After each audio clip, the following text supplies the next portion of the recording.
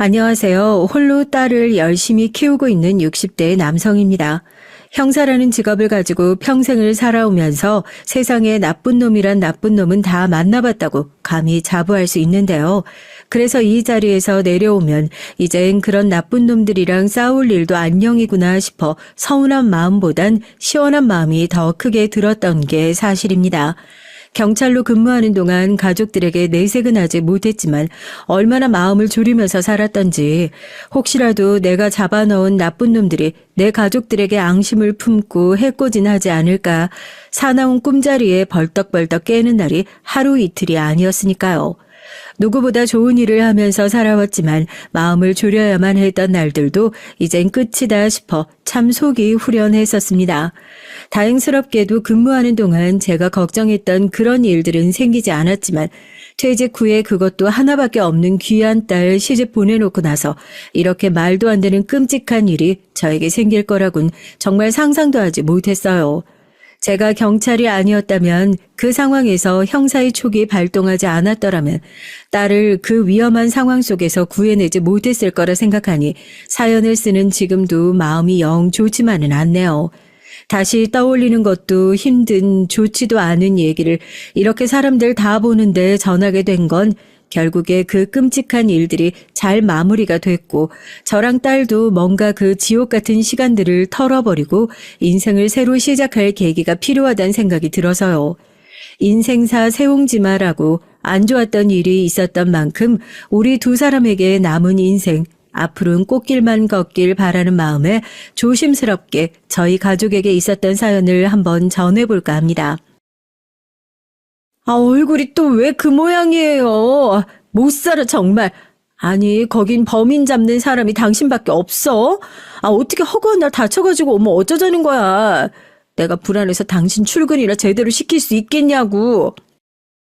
이거 별것도 아니야. 다른 애들은 지금 어디 다 부러져가지고 병원에 누워있어. 대충 연고나 바르면 금방 아무는데 뭐 그렇게 호들갑이야. 현지야, 아빠 왔다. 아빠가 우리 현지 좋아하는 치킨 사왔는데 얼른 나와봐봐. 어이구 우리 딸. 아빠 여기 호 좀 해주라. 응? 아내와 결혼하기 전에 장인어른이 저희 결혼을 엄청나게 반대하셨습니다. 제 직업 때문에요. 저희 집이 정말 가난했어요. 부모님께선 일용직으로 근근히 하루하루 먹고 사시는 분들이었고 그런 집에서 경찰 시험에 합격한 전 그야말로 개천에서 난 용 같은 자식이었죠. 연줄이라곤 하나 없어서 서내에서도 일 많고 힘들기로 소문난 형사과에 배정받았을 때에도 평생 먹고 살 수 있는 단단한 철밥통이 생겼다는 사실에 마냥 기쁘기만 했었습니다. 선자리에 나가서 아내를 처음 봤을 때 내가 이 사람이랑 결혼을 하겠구나 뭐 계시라도 받은 것처럼 한눈에 알아볼 수 있었어요. 경찰에서 범인이랑 같이 붙여놓으면 누가 형사고 누가 범인인지 구분도 안 간다고 할 정도로 우락부락한 생김새의 저와 달리 세상에 태어나서 고생 한 번 안 해본 것처럼 선녀 같은 외모를 가진 아내를 보고 정말 첫눈에 반한다는 말이 뭔지 알겠더라고요. 형산 절대로 안 돼. 언제 칼 맞아 죽을지도 모르는 놈한테 딸을 줄 수 있는 아버지가 어딨다고. 어디서 이런 놈을 남편감이라고 데리고 와서는 내 눈에 흙이 들어가는 한이 있어도 절대 허락 못하니까 그런 줄 알아. 절대로 안 돼. 언제 어디서 칼 맞아 죽을지도 모르는 놈을 어떻게 사위로 맞이하냐면서 문전박대를 하시던 장인어른의 마음을 설득하기 위해 3일 넘게 집 앞에서 무릎을 꿇고 꼼짝도 안 했던 게 엊그제만 같습니다. 다른 건 몰라도 매일같이 범인 잡는다고 잠복하는 게 일상인 놈한테 결혼 허락 받겠다고 3일 정도 밥 안 먹고 잠 안 자고 있는 게 뭐가 대수라고요. 옆에서 아내는 이러다 사람 죽는다고 엉엉 우는데 그렇게 해서라도 꼭 하고 싶었던 결혼이었습니다. 결혼식장에서 저한테 아내 손 건네주면서 장인어른은 그러셨죠.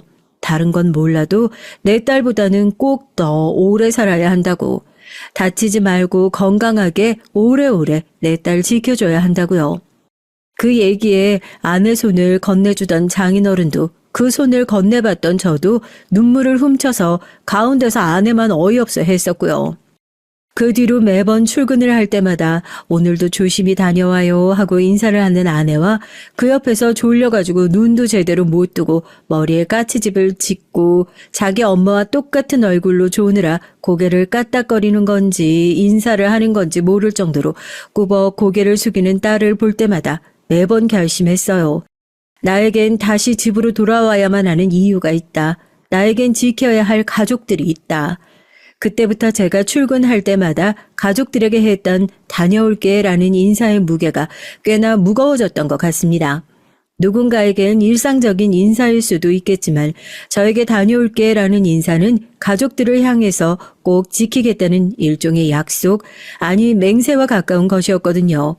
내가 오늘도 범인을 잡는다고 다치는 한이 있더라도 꼭 살아서 무사히 가족들 품으로 다시 돌아오겠다는 그런 맹세요. 그리고 아이가 초등학교 4학년이 될 때까지 그 약속을 어겼던 적은 단 한 번도 없습니다. 물론 아내 마음 고생도 많이 시켰었죠. 돌아오겠다는 약속만 지켰지 무사히 돌아오겠다는 약속을 잘 지켰냐 하고 돌이켜보면 그건 또 아니었던 것 같거든요. 쉬운 직업이 아니잖아요. 매일같이 어디 쥐어 터지고 뭐 범인을 제압하다 보면 칼을 맞는 일도 있고 병원 침대에 누워 머쓱하게 웃으면서 가족들을 맞이할 때도 있었고요. 당신한테 미안해서 어쩌지? 나 때문에 마음고생 많이 해서 나중에 예쁜 얼굴에 주름 생기면 이거 다 나 때문이라고 물어내라고 할까봐 걱정이네. 내가 항상 고맙게 생각하는 거 알고 있지? 혼자서 현지 보느라고 고생 많이 하는 거 알고 있어. 알면 좀 잘해. 현지가 학교 다녀와서 뭐라고 하는 줄 알아? 자긴 아빠가 백수였으면 좋겠대. 아빠 매일 일하느라 바빠가지고 자기랑 놀아주지도 못하고 하니까 학교에 회사가 어려워져가지고 실직을 한 친구 아빠가 있나 봐. 자기 아빠 맨날 집에 있다고 엄마가 백수라고 한다고 그런 얘기를 하니까 얘가 집에 와가지고 나한테 그러더라고. 엄마 우리 아빠도 백수라 하라고 하면 안 되냐고. 애가 오죽하면 그런 얘기 하겠어? 여보. 애들 생각보다 금방 커. 옆에서 봐줄 수 있을 때 많이 봐줘야지. 미안했죠. 경찰서 일 당신이 혼자 다 하냐고 할 정도로 전 매일 눈꽃 뜰 새 없이 바쁘지. 나라를 위해서는 거고 국민의 안전을 위해서 하는 일이다 하고 나름대로 사명감을 가지고 살고 있었는데 수신제가 치국평천하라는 말이 있지 않습니까? 자기 자신을 잘 돌보고 가정을 잘 돌보는 것부터 한 후에야 천하를 평화롭게 하는 게 도리일진데 정작 전 중요한 일을 한다는 핑계로 가정을 내팽개쳐 놓고 있는 게 아닌가. 그리고 그 피해를 고스란히 제 가족들이 받고 있는 것 같아서요. 그게 참 늘 딜레마였던 것 같습니다. 그리고 그런 딜레마는 생각보다 빠르게 해결되어 버리고 말았죠. 이걸 해결이라고 해야 할까요? 해결이라기보단 바깥일에 미쳐서 살고 있던 저에게 정신을 차리라고 하늘이 내린 천벌이라고 봐야 더 맞을 것 같네요. 그 천벌조차 제가 아닌 가족이 받게 됐지만 말입니다. 당신 요즘 입맛이 없어? 얼굴에 살이 좀 많이 내린 것 같은데. 현재 본다고 당신 건강 너무 신경 안 쓰고 사는 거 아니야? 몸이 안 좋으면 병원이라도 가보지 그래. 요즘 잠도 잘 못 잔다고 그랬잖아. 베개에 머리만 대면 자는 사람이 갑자기 무슨 불면증이야? 그러게 당신 말대로 나 진짜 아무 데서나 머리만 대면 코 골고 침 흘려가면서 자는 사람인데 좀 잠을 못 자서 그런가? 어깨도 뻐근하고 목도 땡기고 잠을 자도 영 피곤한 느낌이네. 애 낳고 나서 이런 사람들 많다고는 하는데 뭐 나도 잠깐 이러다 말겠지. 이런 걸로 병원 가는 것도 좀 민망하잖아. 어디가 아픈 것도 아니고 그냥 좀 피곤한 건데 뭐. 집안일이 얼마나 많아요. 오히려 바깥일보다 더 귀찮고 손 많이 가는 게 집안일이잖아요. 아침에 눈 뜨고 나서부터 잘 때까지 아무리 일을 해도 티도 잘 안 나고 저한테 시집 오고 난 이후로 전 정말 들어와서 밥만 먹고 잠만 자고 나갈 정도로 완벽하게 집안일을 해놨었던 아내 덕분에 편안하게 지냈지만 매번 그렇게 완벽하게 살림을 해놓는 아내 몸이 드디어 고정이 났구나. 처음엔 그렇게 대수롭지 않게 생각을 했었습니다. 가족한테 아무리 힘들어했던 저라도 한눈에 알아볼 수 있을 정도로 아내는 살도 많이 빠지고 한눈에 봐도 피곤함이 얼굴에 배어있을 정도로 상태가 많이 안 좋아 보였으니까요. 오랜만에 같이 밥을 먹으면서 이렇게 상태가 안 좋으면 병원이라도 한번 다녀와 보는 게 어떻냐니까. 뭐 어디 크게 아픈 것도 아닌데 병원을 갈 필요가 뭐가 있냐고. 이러다 말 거라고 손사리를 치더군요. 그래도 영 걱정되는 마음에 정 병원을 가는 게 싫으면 마음이라도 편하게 좀 쉴 수 있게 친정이라도 몇 주간 다녀와라 얘기를 했죠. 그 얘기엔 아내도 솔깃한 것 같더라고요. 그럼 그럴까? 생각해보니까 지난 설에도 바빠가지고 하룻밤도 제대로 못 자고 왔었잖아. 당신 빨리 올라와야 한다고 그래서 엄마 아빠도 내심 서운해하는 눈치였는데 잘 됐다. 그럼 나 이왕 가는 거 한 보름 정도 푹 쉬고 올까 봐. 엄마한테 전화해서 곰탕 좀 끓여달라고 해야겠다. 여보, 내가 아플 때 있잖아. 다른 약이 필요 없다니까. 우리 엄마가 푹 끓인 곰탕만 먹으면 힘이 펄펄 나서 날아다닌다고. 당신도 주말에 들리겠다고 내가 엄마한테 말해 놓을게. 저렇게 좋아하는데 진작 한번 다녀오라고 할 걸 그랬나. 무심했던 지난날이 미안해질 정도로 펄쩍펄쩍 뛰면서 좋아하더라고요. 보름이나 있다가 오는 거니까 커다란 짐가방을 꺼내서 며칠 동안 이것도 챙겨가야겠다, 저것도 챙겨가야겠다. 친정 한번 다녀올 때마다 장모님이 싸주시는 반찬들을 보고 이걸 다 어떻게 먹냐고 못 가져간다고 짜증을 냈었던 아내인데 이제 보니까 장모님 성격을 아내가 꼭 물려받았구나 싶더라고요. 저러다 가방이 터지는 거 아닌가 싶을 정도로 신이 나서 꼭꼭 눌러담아 빵빵해진 가방을 보면서 가끔씩은 저렇게 친정에 보내서 쉬고 오게 해줘야겠다 생각을 하고 있었습니다. 아이가 좀 더 크면 아이도 놓고 장인어른 장모님이랑 세 분이서 여행이라도 한번 보내드려야겠다 하고요. 장영사, 이거 영 반대로 된 거 아니야? 보통 아내들이 친정 간다고 하면 남편들이나 이제 자유다 하고 신나야 하는 거 아니냐고. 난 왜 이렇게 마누라가 친정 간다고 하니까 벌써부터 2주 동안 외로워서 어떡하냐 싶고 심란한가 모르겠다. 정말 눈 꼬셔서 못 보겠습니다. 그렇게 말씀 안 하셔도 저희 서에서 형사님 내외 금슬 안 좋은 거 모르는 사람 아무도 없습니다. 결혼도 못한 후배 그렇게 괴롭히실 시간 있으시면 전화나 좀 받으시죠. 아깝게 계속 울리고 있는데. 지금쯤이면 아내가 친정으로 출발을 했겠구나 싶어서 헛헛한 마음에 경찰서에 앉아 동료들에게 푸념을 하고 있었던 때였어요.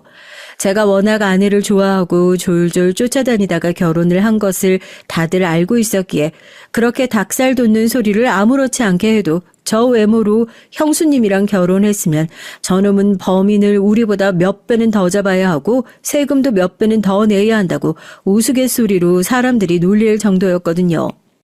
2주 후에 다시 돌아올 아내지만 오늘은 집에 돌아가면 늘 그랬듯이 반겨주는 아내와 딸이 없다고 생각하니까 마음이 헛헛해서 주머니에 넣어놓은 핸드폰이 아까부터 시끄럽게 울려대고 있었던 것도 몰랐던 모양입니다.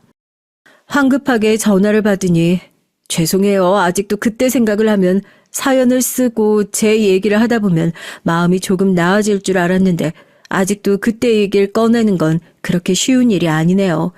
벌써 20년 가까이 다 된 일임에도 불구하고 눈만 감으면 그때 그 순간이 생생하게 떠오르는 것이 언제쯤 그 끔찍한 기억들로부터 제가 자유로워질 수 있을지 모르겠습니다. 어디라고 하셨어요? 병원이요? 예, 제가 이문기 맞습니다만. 네, 저희 아내의 이름입니다. 네? 뭐라고요? 딸에는요? 그 옆에 타고 있었던 딸은 어떻게 됐습니까? 심각한 제 목소리에 경찰서 안이 싸하게 얼어붙었어요. 다들 전화 소리만 들어도 알잖아요. 아, 이거 보통 일이 아니구나 하는 것을요. 동료 형사들이 조용히 옷을 챙기더라고요.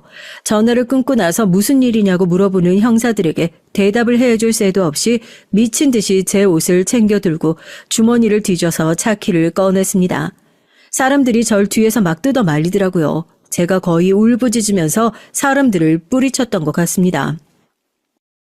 이건 놔요. 지금 뭐 하는 거야? 나 지금 당장 병원으로 가봐야 된다고. 우리 와이프가 교통사고를 오늘 아침까지만 해도 친정 간다고 신나가지고 가방 싸들고 웃으면서 나가는 거. 이번엔 내가 배웅을 해줬는데 내가 그 말을 못했어. 조심해서 다녀오라고. 우리 마누란 맨날 나 보내면서 조심해서 다녀오라고 그 얘기 해줬는데 내가 아침에 바쁘다고 가보라고 그렇게밖에 말을 못했었다고. 그래서 그런 거야. 다녀오라는 그 소리를 못해가지고. 그래서 우리 마누라가 그렇게 허망하게 가버린 거라고. 형님, 나 이제 어떻게 살아? 나 그 사람 없으면 정말 하루라도 더 못 살아요. 어? 나 어떻게 하냐고 이제. 현지는 무사하고. 현지는 어떻게 됐대? 어느 병원이래?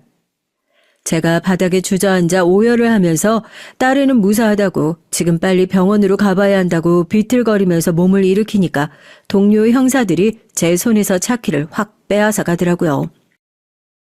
야, 엄마, 정신 차려. 네가 지금 이 정신에 무슨 운전을 한다 그래? 너 지금 차키 들고 나갔다가 우리도 동료라고 하나 있는 거 황천길 보내버리라고? 내가 운전해 줄 테니까 잔소리하지 말고 따라와. 야, 서장님 오시면 니네가 알아서 잘 얘기하고. 어? 현지는 무사하다며. 너 아빠야 임마. 가장이 무슨 그런 책임감 없는 소리를 해. 하루라도 못 산다느니 그럼 현지는 앞으로 누가 볼 거야? 정신 똑바로 안 차릴래? 세수하고 가서 뺨 때리고 정신 차리고 나와. 이 앞에 차 대고 있을 테니까. 그때 동료들이 없었더라면 아마 정말로 운전대를 잡고 그대로 사고를 내서 아내 곁으로 따라갔을지도 모를 일이겠다 싶더라고요. 그렇게 따끔하게 얘기를 해준 덕분에 정신이 확 드는 것 같은 기분이었습니다. 그래, 나한텐 아직 남아있는 딸이 있지. 나에겐 아직 지켜야 할 가족이 남아있다 하는 생각이요.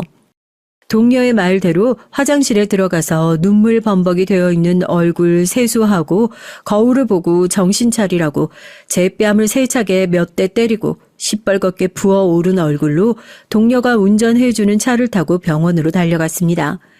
나쁜 놈들은 그렇게 많이 잡았다고 생각했는데 아직도 그렇게 넉나가고 정신 나간 놈들이 세상에 남아있을 줄 몰랐죠. 음주운전이랍니다. 얼마나 인사불성 상태로 운전대를 잡았는지 경찰들이 조사를 하러 왔는데도 술에 취해서 제대로 대답을 하지 못해가지고 피검사를 하고 난 이후에 링거를 맞으면서 술을 깨게 하고 있다고 하더라고요.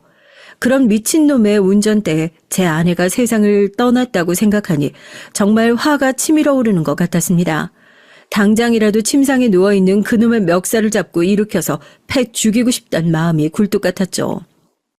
아빠, 엄마가 어떡해. 엄마가 나 구하겠다고 나 안아주다가 엄마가 나 때문에 저렇게 됐나 봐. 분함, 억울함, 괴로움, 딱 어느 한 감정이라고 표현할 수도 없는 마음이 치밀어 오르고 있을 때 온 몸에 연고를 바른 딸아이가 저에게 달려와서 퍽 안겨 울기 시작했습니다. 아내가 음주운전 차량을 피할 수 없는 상황이란 생각이 들자마자 어떻게든지 딸이라도 살리기 위해서 옷가방과 딸을 품 안에 끌어안고 온몸으로 차를 막아냈던 모양이었어요. 병원에서 하는 말이 그래요. 아내분은 전신에 골절이 나 있는데 반해서 따님은 그래도 가벼운 골절과 찰과상 정도만 있는 수준이라고요. 사고 규모에 비해서 이 정도로 다치고 말았다는 건 정말 천운이라고. 어머님이 따님을 살린 거나 마찬가지라고 하면서요. 언젠가 장난처럼 우리 딸이 위험한 상황에 처하면 어떻게 할 거냐 물음에 자긴 자기 목숨을 던져서라도 딸애를 구하겠다는 말이 생각이 나더군요. 살면서 절대 일어나지 않을 일일 거라 생각했었는데 그 일이 막상 현실이 되니까 그때 그런 걸 물어보지 말걸 말도 안 되는 별별 후회들이 다 밀려왔었죠. 후회를 할 시간도 슬퍼할 시간도 그렇게 많지 않았습니다. 울고 있는 딸 앞에 쪼그리고 앉아서 정말 눈물이 왈칵하고 쏟아질 것 같았지만 주먹이 허해질 때까지 꾹 쥐고 눈물을 참았어요. 동료들의 말대로 전 가장이니까요. 딸의 앞에선 그 누구보다 강해 보여야 하는 사람이고 앞으로 평생 딸애를 울게 할 일은 없을 거다. 딸의 앞에서 울 일도 없을 거다. 아내가 목숨 바쳐 지켜낸 우리 딸, 이제는 내가 목숨 바쳐 지켜내겠다. 그때 그렇게 결심했어요. 현지야, 네 탓 아니야. 엄마가 너무 좋은 사람이고 너무 착한 사람이라서 그래서 하늘나라에서 엄마가 너무 필요해서 그래서 엄마를 조금 빨리 데려간 것뿐이야. 엄마 어디 안 갔어. 항상 현지 옆에서 현지가 잘 살고 있는지 행복하게 잘 지내고 있는지 지켜보고 계실 거거든. 그러니까 현지야, 아빠랑 현지랑 남아있는 두 사람이 엄마 못까지 앞으로 더 열심히 살아보자. 알겠지? 그래야 하늘나라에서 엄마도 우리 내려다보고 아무런 걱정도 안 하지. 평생 내 걱정만 하다 간 사람, 이제서라도 너무 늦었지만 아무런 걱정하지 않았으면 좋겠다는 생각에 하늘을 바라보고 눈가로 줄줄 흐르는 눈물을 딸아이 모르게 훔쳐냈습니다. 이제 이 애는 내가 잘 돌볼 테니까 당신 정말 아무 걱정하지 말고 이젠 조금 마음 편하게 푹 쉬라면서 말이에요. 그렇게 전 제 인생에서 처음이자 마지막이 될 소중한 아내를 떠나보냈고 딸아이와 둘이서의 인생을 시작하게 됐습니다. 아빠, 나 교복 어딨어? 어제 퇴근하면서 세탁소에서 찾아다 달라고 했잖아. 또 까먹은 거야? 나 오늘부터 춘추복 입어야 한다고 얘기했잖아. 이러다가 전교생 중에 나만 하복 입고 등교하겠어. 진짜. 아이고, 아빠가 깜빡했다. 너 어제 야자하는 거 데리러 간다고 그거에만 정신 팔려 있어가지고 너 얼른 씻고 준비해. 아빠가 지금 밑에 가서 바로 찾아올 테니까. 세탁소 아저씨랑 아빠랑 친한 거 알지? 문만 두드리면 그냥 바로 꺼내주실 거거든. 전교생 중에 우리 딸만 다른 옷 입힐 수 없지, 어?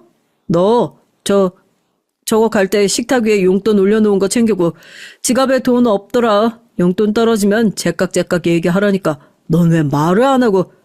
지갑에 걘 남자친구냐? 아빠, 또 내 지갑 열어봤어? 아니, 내가 그거 하지 말라니까. 내가 범인이야? 그동안 아내 혼자서 저 왈가닥을 어떻게 돌봤나 싶을 정도로 육아는 보통 일이 아니었습니다. 그래도 의젓하고 사고 안 치고 아빠 말 잘 들어주는 딸 덕분에 남들보다 조금 낮은 난이도로 육아를 했다곤 하지만 그래도 뭐 애 키우는 거 어려운 건 매 한 가지 아니겠어요. 딸한테 혼나기도 많이 혼났었죠. 딸이 어렸을 땐 몰랐는데 조금 더 크고 나니까 바깥에서 일어나는 나쁜 일들이 전부 다 내 딸한테도 생길 것 같고 야자를 하고 조금만 집에 늦게 들어오면 그렇게 걱정이 되고 다른 애들이랑 비교해도 아빠 잔소리가 제일 많다면서 볼멘 소리를 해도 어쩌겠어요. 그러다 보니까 딸이 저렇게 자기가 범인이냐고 왜 자꾸 범인 취조하듯이 집에 와서 형사 물을 못 빼고 자기한테 그러냐고 버럭 화를 내는 것도 한두 번이 아니었습니다. 특히 딸애가 남자친구를 사귀기 시작할 무렵엔 뭐 세상을 다 잃은 것 같은 기분이 들더라고요. 저도 모르게 어디 사는 누구냐, 뭐 하는 놈이냐, 아빠 걱정될 그럴 일은 안 한다. 아무리 얘기를 해도 그게 어디 귀에 들리겠어요. 주말에 딸애가 교복 벗고 예쁜 사복 챙겨 입고 나갈 때마다 마음속으로 저거 따라 나가서 잠복 수사를 해야 하나 말아야 하나 갈등을 했던 적이 한두 번이 아니었습니다. 딱 하나 딸한테 걱정되는 것이 그런 거였어요. 자기 속내를 잘 말하지 않는 거요. 어렸을 때부터 이상한 버릇이 들어가지고는 꼭 그러더라고요. 왜 제가 다 큰 딸의 지갑을 열어보고 돈이 비어있는지 안 비어있는지 확인을 하고 그러겠어요. 뭐가 부족하면 부족하다, 필요하면 필요하다, 속 시원하게 말하지 않는 딸애 때문이었죠. 처음엔 다그쳐도 보고 나랑 얘기를 하는 게 불편해서 그러냐, 대체 왜 그러냐, 크게 화도 내고 그랬죠. 딸애가 뚝뚝 울면서 그러더라고요. 아빠가 밖에서 바쁘게 일하고 집에 와서도 자기 신경 쓰느라 정신 없는 거 뻔히 알아서 그런지 말을 하고 싶어도 그렇게 쉽게 입 밖으로 안 나온다고요. 그 얘기를 들으니까 어찌나 마음이 아프고 미안하던지요. 애기 엄마 그렇게 되고 난 이후로 어디를 다쳐도 우는 소리 한 번을 안 내고 초경을 할 때도 말을 못하고 방 안에서 끙끙 앓고 있기도 하고 사춘기 때 학교에서 애들끼리 무슨 일이 있어도 항상 피곤에 쩔어가지고 퇴근하는 아빠한테 얘기를 했다가 제가 더 힘들어지기라도 할까봐 그게 걱정돼서 아무런 말도 하지 못하는 딸의 마음을 아니까 저도 그때부터 뭐라고 할 수가 없겠더라고요. 그러면서 한편으로 너무 미안했죠. 이럴 때 애기 엄마가 있었으면 같은 여자끼리 통하는 구석도 있을 거고 애가 엄마한테 조금 더 편하게 터놓고 얘기할 수 있었을 텐데 확실히 아빠라서 쉽게 얘기하지 못하는 불편한 부분도 있을 거고 이해하지 못하는 부분도 많겠지 하고요. 그런 딸의 마음을 부단히 이해하고 따라가려고 노력을 해봤지만 타고난 기질이 있는데요. 그게 어디 쉬웠겠나요? 그러다 보니까 저도 자꾸 지름길로 가려고 딸애가 말하기 전에 먼저 알아차리는 버릇이 생긴 것 같아요. 배운 게 도둑질이라고 다른 건 몰라도 눈치 하나는 엄청나게 빠른 편이거든요. 일반 사람들은 촉이라고 하지만 형사들은 이 촉으로 먹고 사는 사람들 아니겠습니까? 아, 딸애가 저런 얼굴로 있으면 뭔가 불편하다는 뜻인데 약속을 자꾸 안 잡고 집으로 들어오는 걸 보니까 용돈이 슬슬 떨어져 가는 것 같은데 하고 딸이 말하지 않는 것을 눈치채고 먼저 해주는 것들이 저와 딸 사이에 말하지 않는 규칙처럼 자리 잡힌 것 같습니다. 왜 자꾸 자기를 범인 취급을 하냐, 퇴근을 해서도 형사처럼 구냐 투덜거리는 딸이었지만 그건 역시 저한테 고맙다는 소리를 하기 머쓱하니까 그런 마음을 돌려서 표현하는 것이라는 걸 딸아이를 키우면서 잘 알고 있었죠. 그렇게 전 조금 부족하기는 해도 딸애와 조금씩 맞춰가면서 아빠로서의 노릇을 잘 해왔다고 그렇게 자부하고 있었습니다. 고등학교, 대학교, 그리고 어느덧 훌쩍 커버린 딸이 회사원이 되어 제 아빠와 함께 마주 앉아 회사 상사 욕을 하면서 소주잔을 기울일 나이가 되어버린 걸 보면서 세월이 참 이렇게 빨리도 가는구나 마냥 신기하기만 했죠. 너희 엄마가 이거 보면 참 기가 막혀 할 텐데 언제 네가 이렇게 다 커가지고 아빠 술친구나 해주고 있고 엄마가 집에 와서 아빠 혼자 이렇게 식탁에서 소주 마시고 있으면 꼭 너처럼 그렇게 맞은편에 앉아가지고 말동무 해주고 그랬었거든. 술도 한 잔 못 마시는 사람이. 아빠는? 엄마가 그렇게 좋아? 엄마 그렇게 된 지도 한참 됐잖아. 지난번에 다른 아저씨들 얘기 들어보니까 주변에서 재혼하라는 얘기도 많이 했다며. 난 아빠 주변에 정말 좋은 사람 생기면 재혼하는 것도 나쁘지 않다고 생각하거든? 혹시 나 때문에 그러는 건가 싶어서 미안하기도 하고. 아빠가 언제 그런 걸로 네 눈치 본 적 있었어? 이놈 자식 네가 이제 머리가 많이 굵어지긴 굵어졌나 보다. 그런 걱정을 다 하고. 아빠한테 잔소리할 시간 있으면 너도 이제 슬슬 좋은 사람 찾아봐야 하지 않겠어? 지난주에도 네 친구 누구냐? 그 화정이 결혼식 다녀왔다며? 네 친구들 그렇게 하나둘씩 결혼하기 시작하는데. 아휴, 됐다. 결혼은 무슨 결혼이야. 너 평생 이렇게 아빠랑 같이 술 친구나 해주면서 같이 살면 되지, 응? 제 얘기에 딸은 그게 무슨 무서운 소리냐면서 자기도 좋은 사람 만나서 얼른 결혼할 거니까 아빠도 좋은 아줌마 있으면 재혼하라고 그래야 잔소리가 좀 줄어들지 않겠냐면서 밉지 않게 타박을 하더라고요. 딸의 결혼이요. 한 번도 생각을 안 해본 건 아니지만 생각을 할 때마다 왜 그렇게 아직 상대가 누군지 보지도 않았는데 내 딸이 아깝게만 느껴지는 건지.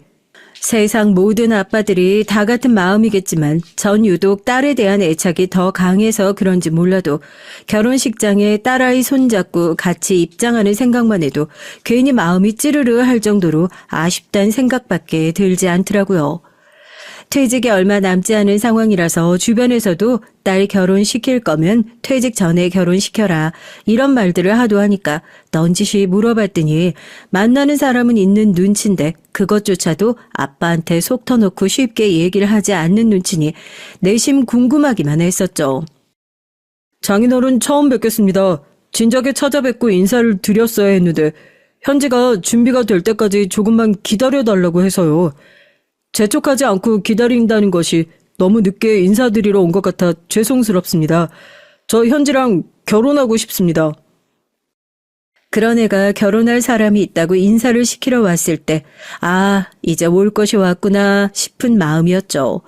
훤칠한 외모에 요즘엔 그런 얼굴과 서글서글한 성격을 보고 상견례 프리패스 상이라고 한다면서 옆에서 딸애가 신나가지고 얘기를 하더라고요. 이 사람 어디 가서 모났단 소리 한 번도 들어본 적이 없다고.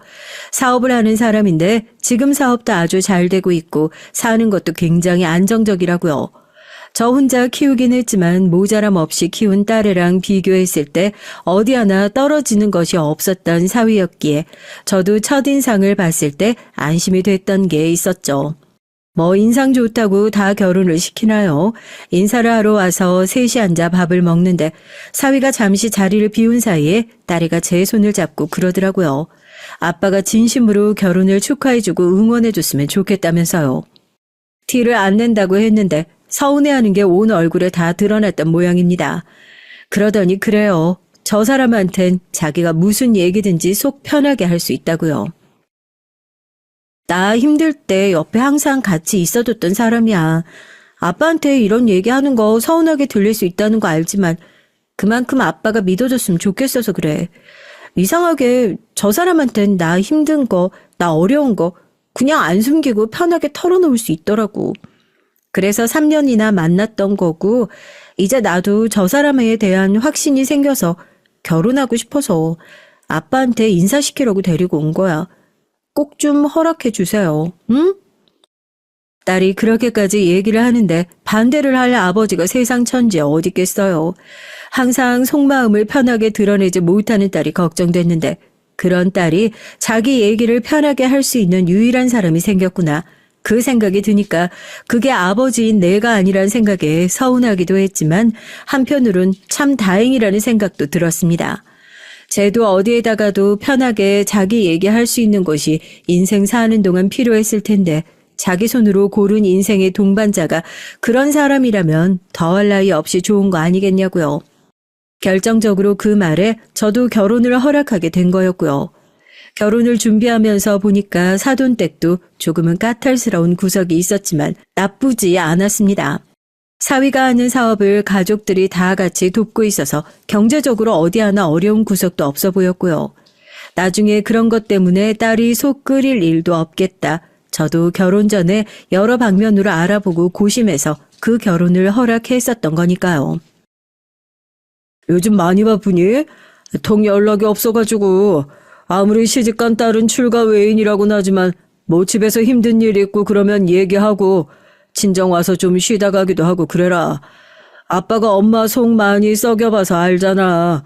어떤 날은 남편 꼴도 보기 싫을 정도로 짜증나는 날이 있는데 결혼을 한 마당에 갈 곳 마땅치 않으면 그것만큼 서러운 게 없을 거 아니냐. 아빠, 나 정말 괜찮아요. 요즘 이 사람 사업이 너무 바빠가지고 통 시간이 안 나네.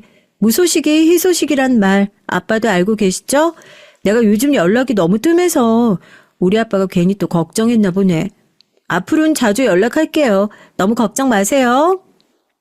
시집간 딸과 가깝게 지내는 것도 웃기지만 결혼을 기점으로 해서 딸과 너무 갑자기 확 멀어진 것 같아서 마음이 참 헛헛하더라고요. 딸 결혼시키고 나서 저도 은퇴를 하고 나니까 이게 갑자기 늘 일상적으로 했었던 일이 두 가지나 한꺼번에 사라져버린 거잖아요. 매일같이 출근하던 곳도 사라지고 매일같이 돌봐야 했던 대상도 사라지니까 이제 난 뭘 하면서 살아야 하는지 저도 그런 것들이 혼란스러웠던 시기였습니다. 신혼여행 이후로 그래도 뜨문뜨문 잘 지내고 계시냐 연락을 하고 종종 친정에도 놀러오고 했었던 딸의 발길이 어느 순간 뚝 끊기고 나니까 한편으론 걱정도 됐고요. 그렇다고 제가 먼저 딸이 살고 있는 집에 불쑥불쑥 찾아가는 것도 좀 아닌 것 같아서 뭐가 그렇게 바쁘냐, 시간 날 때 좀 와라, 맨날 전화를 보채기만 했던 것 같습니다. 제가 아무 일에나 그렇게 재촉하는 성격은 아닌데 하도 이렇게 부모 자식 간에 얼굴도 못 보고 사는 게 말이 되는 것 같냐. 그래도 걱정이 돼서 그러니까 와가지고 얼굴 한번 비추기라도 해라. 성화를 부리니 딸이 어쩔 수 없다는 듯이 집에 한번 오겠다고 하더라고요. 감기 걸린 거야? 날도 더운데 뭘 그렇게 꽁꽁 싸매고 왔어? 몸살개가 있어서 나중에 온다고 했잖아요. 괜히 아빠가 감기에 옮길까봐 나도 생각해서 그랬던 건데 하도 오라고 성화니까 어쩔 수 없이 그랬지. 딸 멀쩡하게 살아있으니까 걱정하지 마세요. 응? 나 진짜로 괜찮아요. 김서방 사업은 좀 어떻고? 요즘에도 많이 어렵대? 뭐 힘들고 어려운 거 있으면 아빠한테도 편하게 얘기해. 아직 그 정도 도와줄 여력은 되니까. 집에 온 딸은 아직 추운 날씨도 아닌데 긴 팔에 마스크까지 그야말로 완전 무장을 해가지고 왔어요. 정말로 감기에 걸린 건지 콜록거리는 것이 안쓰러워서 제가 뭐 따로 요리를 할 줄 아는 건 없고 집 앞에서 장어탕을 포장해가지고 얼른 들어가서 따뜻하게 끓여 먹고 푹 쉬어라 얘기를 했죠. 그렇게 딸을 보냈는데 갑자기 장어집 사장님이 저 좀 봐봐요 하고 절 부르더라고요. 뭐 계산이 잘못됐나 하고 가게를 들어가니까 여기저기 눈치를 살피시더니 저한테 그래요. 딸이냐고. 그렇다고 하니까 아무래도 영 찝찝해서 그런다고요. 아니, 내가 아까 포장해주면서 주는데 손목에 멍이 들었더라고. 그냥 어디 다쳤나 보다 하고 말 텐데 내가 멍을 들여다보고 있으니까 놀라가지고 옷으로 싹 가리는데 우리 바깥 양반이 남의 집 일에 신경 쓰는 거 아니라고 그렇게 말을 했는데도 저 또래 애들만 보면 우리 딸 같아서 하는 소리예요. 딸 집에서 혹시 뭔 일 있는 건 아니래요? 내가 걱정이 돼서 그래. 그 얘기를 듣는데 심장이 덜컥 내려앉더라고요. 아무리 퇴직을 했어도 저도 촉이라는 게 있잖아요. 딸이 여태까지 미심쩍게 행동했던 이유 계속 몸살 기운 때문에 그런 거라고 콜록거리면서 오긴 했지만 영 이상했던 행동들이 집에서 사위랑 혹시라도 무슨 일이 있어서 그런 거라고 하면 아기가 딱 맞아 떨어지는 것 같았죠. 사장님에게 고맙다고 인사를 하고 그대로 방범용 CCTV를 하나 사들고 딸의 집으로 갔습니다. 제가 문을 두드리자 딸이 화들짝 놀라면서 아까 그 차림 그대로 문을 열어주더라고요. 아빠, 왜 연락도 없이 이렇게 갑자기 오면 어떡해. 나 진짜 김서방한테 혼나요. 장인어른이 딸네 집에 오는데 네가 혼날 일이 뭐가 있어? 너 김서방이랑 무슨 일이라도 있는 거야? 왜 아빠한테 얘기를 못해? 그런 거 아니야. 내가 말이 혼나온 거야. 집안 살림도 제대로 정리 못했는데 손님 함부로 들이면 안 된다고. 그런 얘기를 해가지고 그렇지. 이거 봐. 아까 급하게 나오느라고 정리도 제대로 못하고 엉망인데 오실 거면 말이라도 주시지. 뭐 놓고 가셨어요? 딸의 말에서 거의 확신을 했죠. 이거 뭔가 있구나 하고요. 아까 장어집에서 추가로 더 포장해온 장어탕을 내밀면서 생각해보니까 네 것만 산 것 같아서 김서방 것도 급하게 사왔다고. 요즘 사업도 힘들고 여러모로 고생하고 있을 텐데 사위를 내가 못 챙겼다고 하면서 냉장고 정리하는 것만 보고 금방 가겠다고 얘기를 했습니다. 딸에는 연락을 하지 뭐하러 직접 왔냐고 하면서 냉장고 문을 열고 포장해온 음식을 정리하기 시작하고 전 그 틈을 타서 거실이 잘 보이는 자리에 카메라를 놔두고 눈에 띄지 않도록 주변에 있는 물건들로 카메라를 잘 가려뒀어요. 제발 그 카메라에 제가 생각하는 그 어떤 장면도 찍히지 않길 바라면서요. 그렇게 딸의 집에서 나와 제가 가장 먼저 향한 곳은 옛 동료들이 있었던 경찰서였습니다.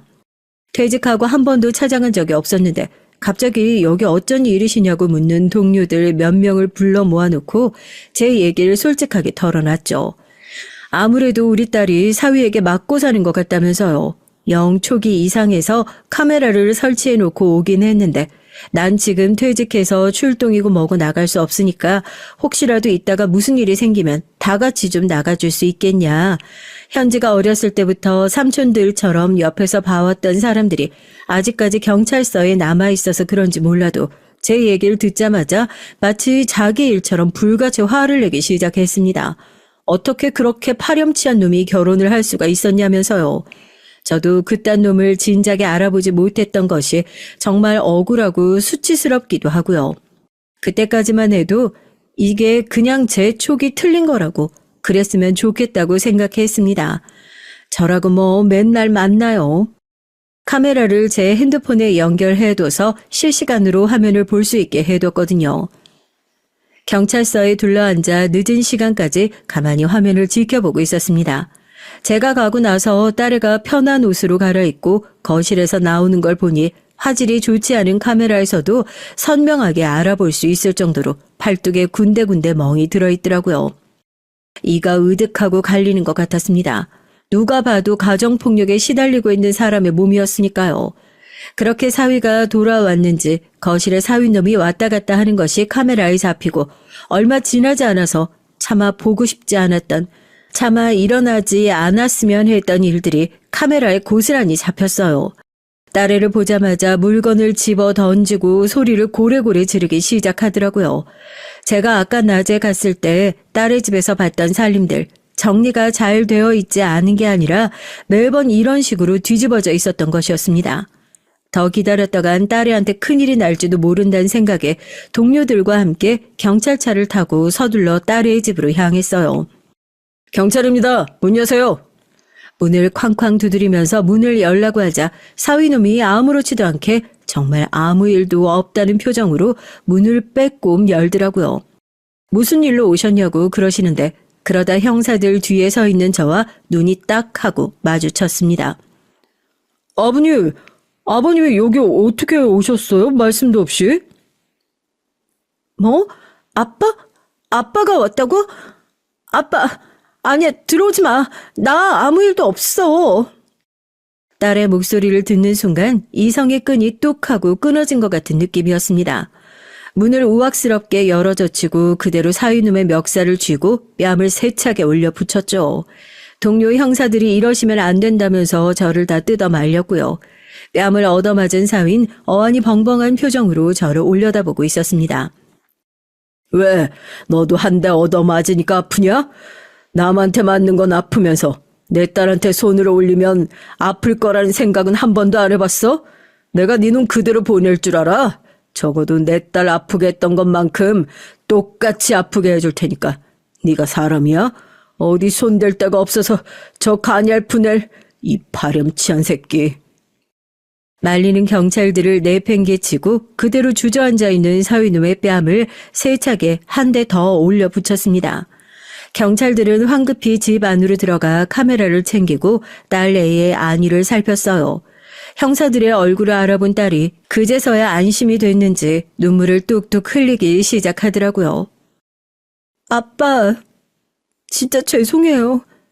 아빠 걱정시키고 싶지 않아가지고 그랬던 건데. 이놈의 자식아, 이게 진짜 아빠 걱정시키는 일이라고는 생각도 안 해봤어? 세상에 어떤 아빠가 자기 자식 시집가서 이렇게 고생하고 있다는 것도 모르고 있는데 내가 너 이 꼴로 살고 있는 거 알게 됐을 때 어떤 심정일지 생각이나 해봤어? 내가 니네 엄마 얼굴을 이제 창피해서 어떻게 봐? 왜 아빠한테 말도 안 했냐고. 아이고 우리 딸. 너무 놀라서 아직도 몸을 덜덜 떨고 있는 딸아이를 꽉 끌어안고 괜찮다고 이제 다 괜찮을 거라고 저도 눈물을 펑펑 쏟으면서 딸아이를 달래줬습니다.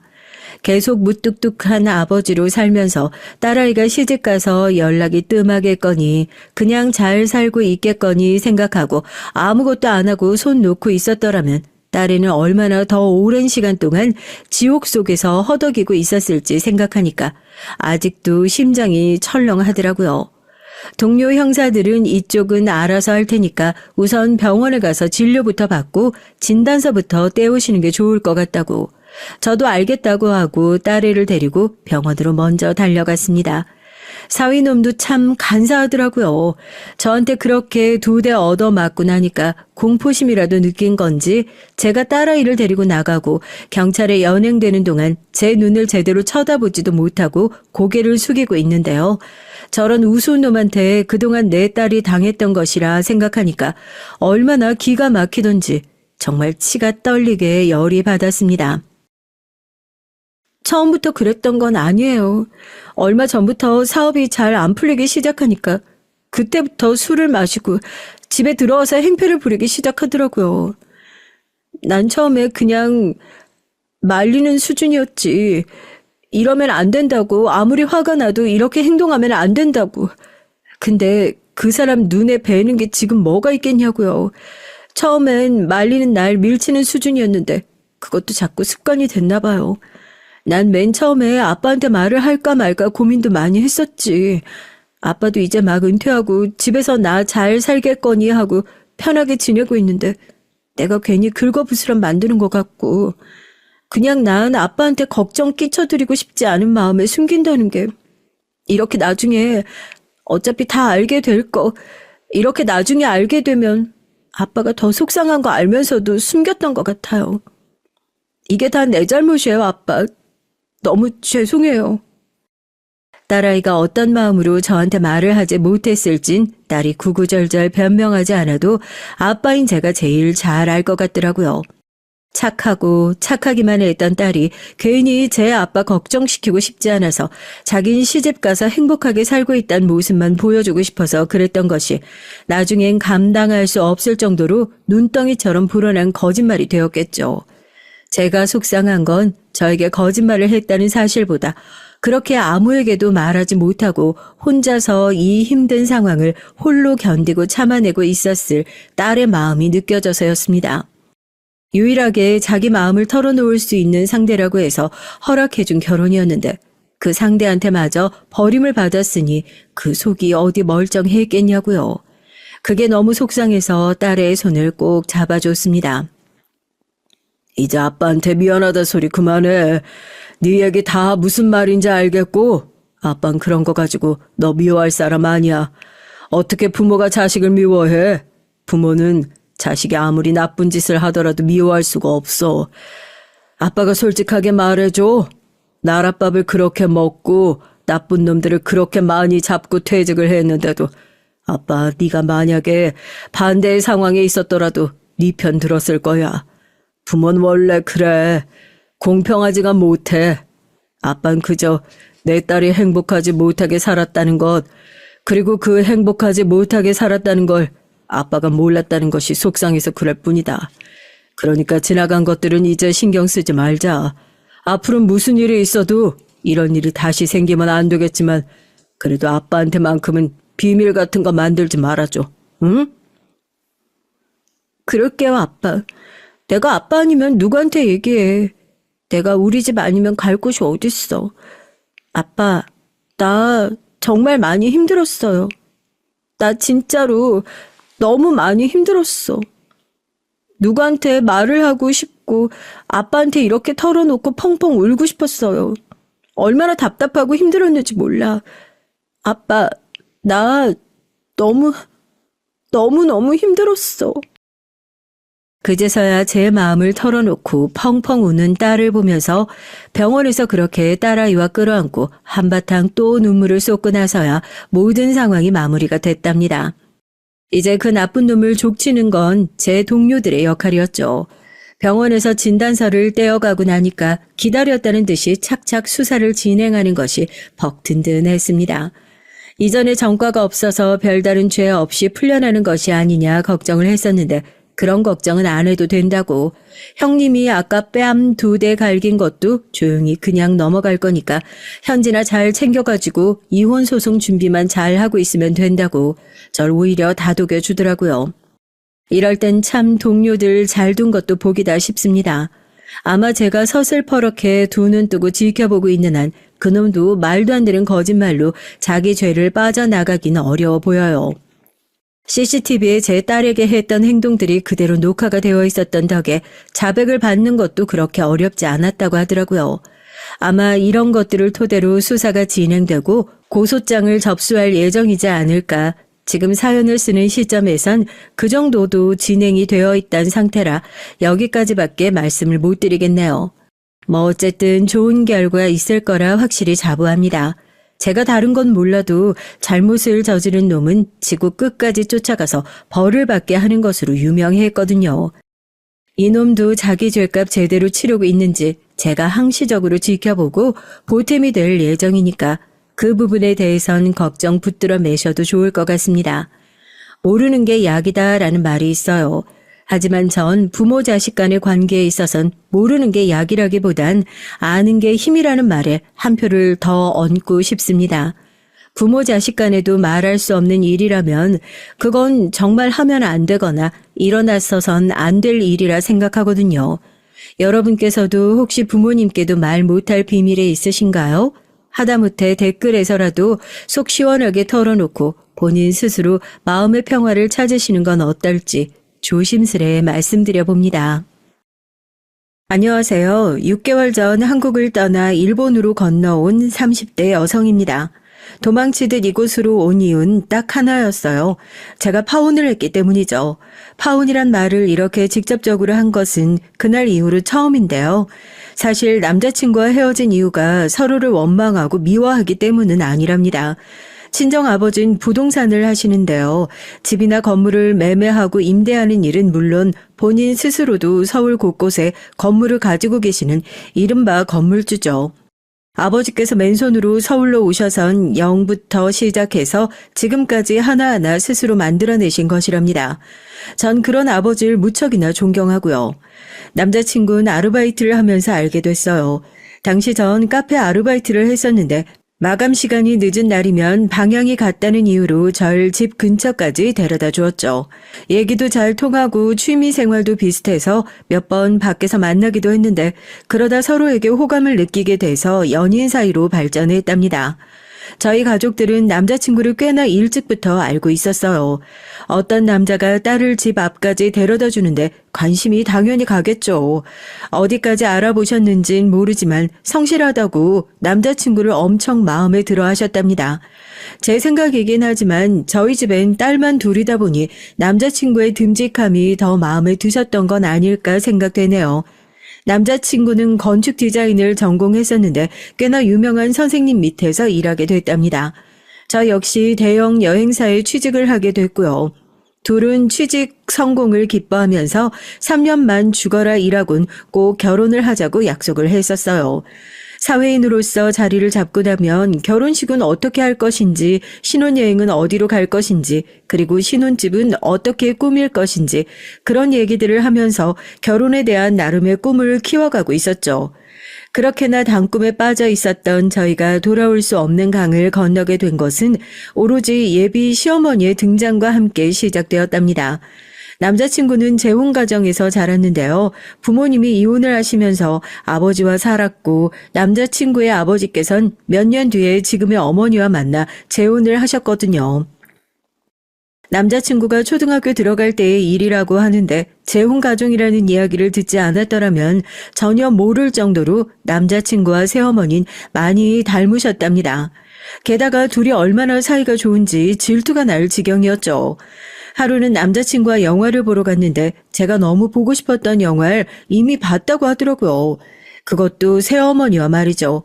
개봉한 지 얼마 되지도 않았던 영화인데 벌써 봤냐고 했더니 그 영화의 남자 주인공을 새어머니께서 너무 좋아하셔서 개봉한 날 남동생과 함께 셋이서 봤다고 하더군요.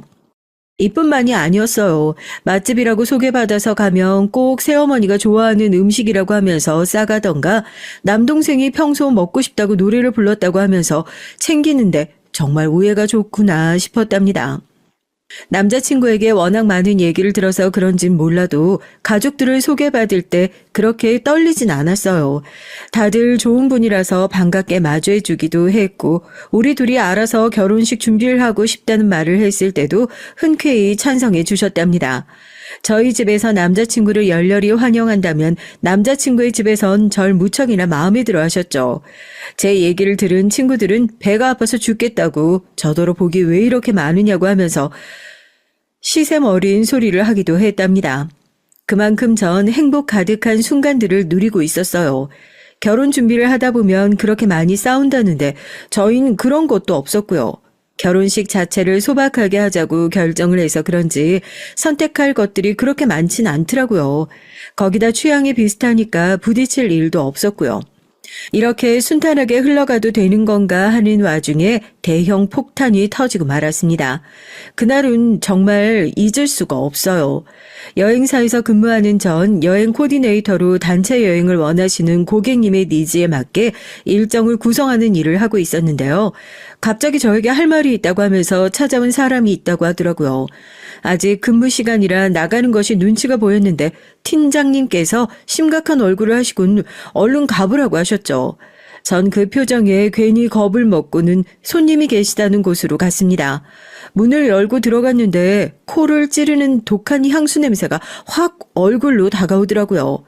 향수 한 병을 통째로 다 부은 것도 아닐 텐데 이렇게 머리가 아플 정도라니 저절로 고개를 젓게 되더라고요.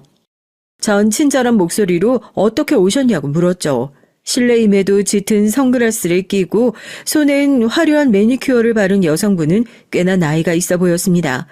60대 정도 추정됐고요. 솔직히 말하면 지금껏 제가 만났던 사람들을 통틀어서 최악의 첫인상을 가진 분이셨어요. 머리부터 발끝까지 화려하게 감싸곤 있었지만 전혀 어울리지 않는 것들 뿐이라 눈이 어지럽다는 인상을 받았거든요.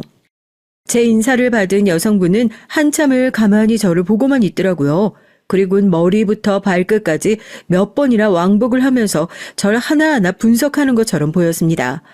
그 시선을 받고 있는데 온몸이 간지러울 정도로 소름이 돋긴 했지만 전 차분하게 다시 인사를 드렸어요. 그렇게 한참을 서 있는데 갑자기 저더러 몇 시에 마치냐고 하더라고요. 전 당황해서 6시 퇴근이라고 말씀드렸고 그럼 그 시간 맞춰서 다시 오겠다고 하곤 그냥 나가버리셨어요. 전 어이가 없었죠. 다른 직원들도 무슨 일이냐고 궁금해했지만 전 아무 대답도 할 수 없었답니다. 직장 선배는 미친 사람 아니냐고 하면서 그냥 똥 밟았다고 생각하고 무시하라고 했지만 전 뭔가 석연치 않은 기분에 신경이 곤두섰어요. 퇴근 시간이 되고 건물에 나섰는데 그 여성분이 절 기다리고 있더라고요. 역시나 마찬가지로 절 위아래로 훑어보시더니 저더러 가까운 곳에 가서 얘기를 하자고 하더라고요. 고객님, 죄송합니다. 업무 시간이 끝나서요. 내일 다시 와주시겠어요? 내가 일 때문에 여기 온 것 같아 보여? 내가 누군지 모르는 눈치인데 내가 누군지 알면 그렇게 뻣뻣하게 나오지 못하지. 실례지만 누구신가요? 일적인 문제가 아니라면 절 어떻게 아시나요? 나 민석이 엄마야. 이제 나랑 얘기할 생각이 좀 들어? 민석이는 남자친구의 이름이었습니다. 이혼하고 연락이 끊겼다고 했던 남자친구의 친어머니가 갑자기 나타나신 것이죠. 전 깜짝 놀란 마음을 뒤로 하고는 회사 근처 조용한 카페로 남자친구의 어머니를 모셨어요. 머릿속이 하얗게 변하는 기분이었죠. 도대체 여기를 어떻게 알고 오셨을까? 이 사실을 남자친구는 알고 있을까? 오만 가지 생각들로 혼란스러울 때 남자친구의 어머니가 먼저 얘기를 꺼내셨습니다. 결혼할 생각이라고 들었는데 기대했던 것에 비하면 영 아니네. 입고 다니는 옷도 그냥 평범하고 가방도 명품이라고 할 것도 아니고 난 돈 좀 있는 집애랑 결혼하나 싶었더니만 하여튼 보는 눈 하고는 다짜고짜 무슨 품평회에 참석해서 후기를 읊어대듯 저를 평가하는 말을 하시는데 아찔하더라고요. 아니 사람을 앞에 두고 저런 말을 하는 것이 정상인가 싶었죠. 평소라면 바로 들이받았을 성격이지만 그래도 남자친구의 친어머니라고 하니까 꾹꾹 눌러 참아가며 커피를 한 모금 마셨답니다. 남자친구의 친어머니께선 도대체 무슨 수로 자신의 아들을 만난 것이냐고 비꼬는 목소리로 물어보셨어요. 딱 말투가 너 같은 것이 감히 우리 아들을 만나? 라는 감정이 깔려있는 것 같았죠. 전 흥분하지 않도록 속으로 주문을 걸면서 짤막하게 남자친구와의 만남에 대해 말씀을 드렸습니다. 남자친구의 친어머니인 혀를 차시며 아르바이트를 시키다니 제정신이 아니라고 중얼거리셨죠. 절 왜 찾아오셨나요? 여기 오신 거 그인 알고 있어요? 내가 내 며느리 낯짝 보려고 오는데 허락이 필요하니? 앞길 창창한 녀석이 갑자기 결혼한다는 소문이 돌기에 무슨 일인가 싶어서 와봤지. 너 애 생겼니? 우리 아들 앞에 엎어져서 애라도 가졌어? 그렇지 않고선 무슨 결혼이야, 너랑 우리 아들이? 남자친구의 친어머니는 정말이지 뭐라 한마디로 표현할 수가 없는 무지막지함으로 제게 막말을 하기 시작하셨습니다. 과연 저 말이 초면인 사람에게 해도 되는 말인가 어이가 없었죠. 제가 예비 며느리가 맞든 아니든 상대방을 무시하는 말은 해서는 안 된다고 분명 배우셨을 텐데 지금 뭐 하시는 건가 싶었어요. 남자친구의 친어머니는 점점 더 말이 심해지시더라고요. 급기야 제가 일하는 곳에 오신 이유도 정말 제가 여행사에서 일하는 게 맞는지 확인하기 위해서라고 하셨어요. 꽃뱀이면 적당히 돈이나 쥐어주고 잘라버릴까 싶어서 확인하러 왔더니 정말 여행사 직원일 줄이야. 넌 직장도 있는 애가 술집 아가씨나 할 법한 꽃뱀 짓을 하면 부끄럽지도 않니? 전 더 이상의 모욕은 참을 수가 없어서 바로 남자친구의 친어머니를 똑바로 쳐다보고 대답했습니다. 글쎄요. 저야말로 제 앞에 계신 분이 남자친구의 친어머니가 맞는지 알아봐야 할 것 같은데요. 말씀하시는 것으로 봐선 그이가 여사님 핏줄이라는 게 믿어지지가 않아서요. 그인 상대방을 배려하는 마음을 가진 사람이죠. 딱 그이 어머님처럼 말이에요. 뭐? 너 지금 말 다 했니? 내가 엄마야. 내가 민석이 엄마라고. 들은 적은 있습니다. 이혼하고 단 한 번도 찾아오지 않으셨다면서요? 어떻게 자기 배 아파 낳은 자식을 두고 그렇게 사라질 수 있으세요? 저라면 절대 못할 것 같은데 말이에요. 제 말에 흥분한 남자친구의 친어머니는 벌떡 자리에서 일어나셔선 테이블에 있는 물컵으로 손을 뻗으셨어요. 전 재빠르게 물컵을 치우면서 드라마를 너무 보신 거 아니냐는 말과 함께 더 이상 얘기를 듣고 싶지 않다고 하곤 그대로 카페를 나섰습니다. 등 뒤로 저를 부르면서 욕을 하는 소리가 들렸지만 전 뒤도 돌아보지 않았죠. 그날 일에 대해 남자친구에게 얘기하는 것이 맞을까 많이 고민을 했어요. 갑자기 친어머니라는 사람이 등장했다는 사실이 과연 남자친구에게 어떤 영향을 줄지 걱정이 됐거든요. 제가 자세한 상황을 다 알고 있는 건 아니지만 남자친구는 친어머니에게 좋은 기억을 가지고 있지 않았습니다. 남자친구의 친어머니께선 나름 돈 있는 집안에서 자란 공주님 같은 분이었어요. 그런데 평범한 예비 시아버지를 만나 사랑에 빠졌고 배경이고 뭐고 다 버리고 결혼을 하셨죠. 하지만 결혼 생활이 어디 동화 속 얘기도 아니고 마음대로 돈을 쓸 수 없는 현실 생활에 화도 나고 지치기 시작하셨죠. 그러다 남자친구를 가진 걸 알게 됐고 한동안은 남자친구를 키우는 재미로 살다가 끝내 과거의 자신에게 미련을 버리지 못해서 하루아침에 이혼 서류만 두고 사라졌다고 하시더라고요. 그날이 바로 남자친구의 5번째 생일이었대요. 예비 시아버지께서 백방으로 찾아다니며 만나서 얘기하고 싶다고 하셨지만 남자친구의 친어머니께선 모든 권리를 다 포기할 테니 자신을 만났다는 사실마저도 잊어달라고 하고는 깔끔하게 정리하셨답니다. 이런 얘기를 다 알고 있던 저로선 갑자기 남자친구의 친어머니라고 하면서 제 앞에 나타난 상황을 받아들이기 쉽지 않았거든요. 제가 이 정도인데 남자친구는 오죽할까 싶었어요. 그래도 숨기는 건 아니다 싶어서 솔직하게 모든 얘기를 했습니다. 남자친구는 제가 걱정했던 것 이상으로 충격을 받은 모습이었어요. 자신의 친어머니가 자신도 아니고 저를 찾아갔다는 것이 이해가 되지 않는 것 같았죠. 거기다 제가 받았던 모욕들까지 하나도 빠짐없이 다 얘기를 했었던 터라 저에 대한 미안함으로 고개를 들지도 못했어요. 전 남자친구의 잘못도 아닌데 왜 나한테 미안해하냐며 다독였지만 이미 남자친구는 굳은 표정으로 입을 꾹 다물고 있었어요. 좋았다곤 말 못하지만 그래도 자기 친어머니가 나타났잖아. 어쩌면 당신 아들이 어떤 여자랑 결혼하려고 하는가 싶어서 궁금해서 오셨을 수도 있고. 정말 궁금하셨다면 나한테 먼저 왔어야지. 너한테 갔었더라도 그런 말도 안 되는 소리는 하지 말았어야지. 맞아.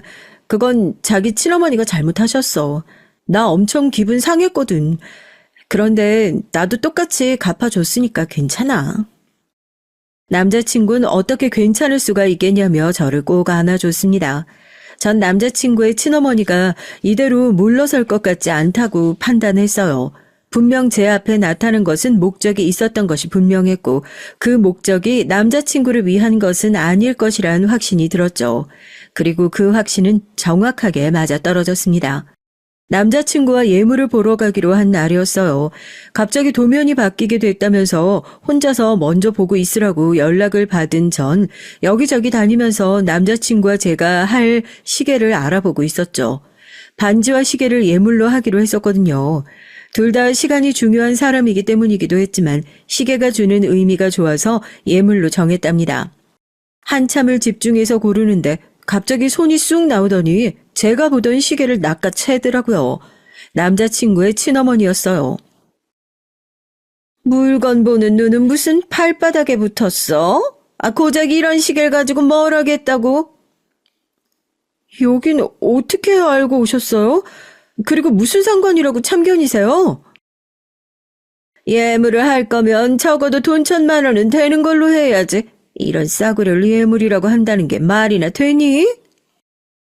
전 남자친구의 친어머니의 말을 무시하곤 깔끔해 보이는 것으로 미리 알아둔 사이즈를 말하며 주문을 부탁했습니다. 남자친구의 친어머니는 자기 말을 무시하는 것이냐며 짜증을 내셨지만 전 투명인간 취급하며 그쪽으론 고개도 돌리지 않았어요. 그때였습니다.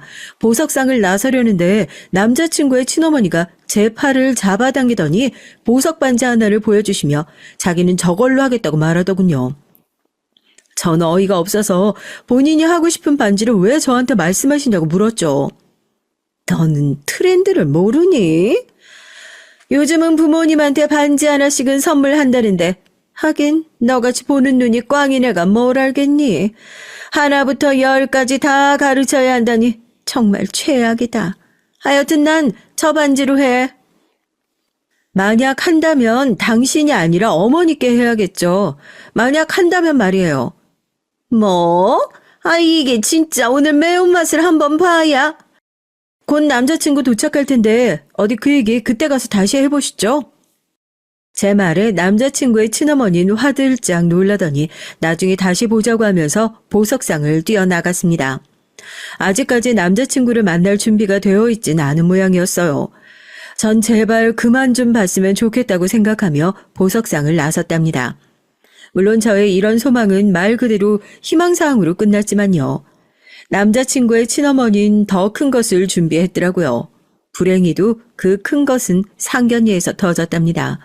결혼식은 저희가 준비한다고 하지만 결혼 날짜만큼은 어른들의 얘기를 들어야 한다고 하셔서 다 함께 식사를 하기로 했어요. 저와 남자친구는 중화요리를 깔끔하게 잘한다는 곳에 예약을 걸었고요. 사실 그 가게는 친정아버지가 가지고 있는 여러 건물 중 하나로 아버지 지인이 운영하는 곳이었답니다. 저도 양씨 아저씨라고 부르는 분이신데 제가 상견례 장소를 찾는다는 소리에 자기 가게로 오라고 해주셨어요. 웨이팅을 걸어도 3개월은 기다려야 한다고 알고 있었는데 무슨 수로 자리를 만드셨는지 바로 준비를 해주시더라고요. 사돈이 될 사이가 만난 자리라고는 믿기 어렵게도 저희 부모님과 남자친구의 부모님은 화기애애하게 대화를 나누셨죠. 마치 부부 동반 모임에 나오신 것처럼 네 분이서 얘기를 하시는데 저희가 끼어 들어갈 틈이 없더라고요. 그때였습니다. 입구가 소란스럽더니 갑자기 문이 열리곤 남자친구의 친어머니가 등장했어요. 처음 만났던 것과는 전혀 다른 모습이었습니다. 여전히 화려한 매니큐어와 독한 향수로 무장을 하셨지만 몸매가 드러날 정도로 딱 붙은 정장을 입은 모습이셨어요. 아마 여러분이 보셨다면 꼴불견이다라고 하셨을지도 모르겠네요. 그 모습을 본 제 여동생은 눈이 썩어 들어가는 기분이었다라고 표현했거든요. 남자친구의 친어머니 등장으로 즐거웠던 분위기는 어디 가고 정막만 흘렀죠.